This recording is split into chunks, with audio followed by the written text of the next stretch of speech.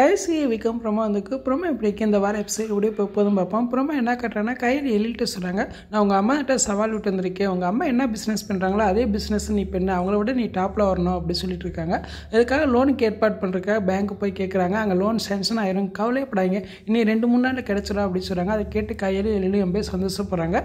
வீட்டுக்கெல்லாம் ஃபோன் போட்டு சொல்கிறாங்க, லோன் கிடச்சின்னு சொல்லிட்டாங்க, நீ எந்த பிரச்சனையும் இல்லை, புது பிஸ்னஸே ஸ்டார்ட் பண்ணிடலாம் அப்படின்னு சொல்கிறாங்க. அதை கேட்டு அவங்க குடும்பமே சந்தோஷமாக இருக்காங்க. அதுக்கப்புறம் பார்த்தா அந்த பேங்க் மேனேஜர் சிவசங்கர்கிட்ட கால் பண்ணி சொல்கிறாங்க, மேடம் நீங்கள் சொன்ன மாதிரியே பேங்க்கில் லோன் கிடச்சிருன்னு சொல்லியிருக்கேன் மேடம், நீ 2-3 நாள் கிடச்சிருன்னு நான் சொல்லியிருக்கேன் அப்படிங்கிறாங்க. சூப்பர் மேனேஜர் இதே மாதிரியே இருக்கட்டும், கடைசி நேரத்தில் லோன் கிடைக்கலன்னு சொல்லிடுங்க, அவங்க லோன் கிடைக்காம அவங்க அவதிப்படணும், எப்படி புது பிஸ்னஸ் ஸ்டார்ட் பண்ணுறாங்க நான் பார்க்குறேன், என்னை மீறி அவள் புது பிஸ்னஸ் ஸ்டார்ட் பண்ணி எனக்கு மேலே வந்துடுவாளா அதையும் பார்த்துடுறேன் அப்படின்னு சொல்கிற மாதிரி காட்டுறாங்க. கடைசி நேரத்தில் கையலுக்கு எல்லாம் ஒன்றுமே தெரிய வர மாதிரி காட்டுறாங்க. அப்போ கையில் மனசுக்குள்ளே நிற்கிறாங்க, இத்தனை தடைகளை மீறி நாங்கள் புது பிஸ்னஸ் ஸ்டார்ட் பண்ண தான் போகிறோம் அப்படின்னு சொல்கிற மாதிரி காட்டுறாங்க. இதை வைக்கப்புறமா வந்திருக்கு.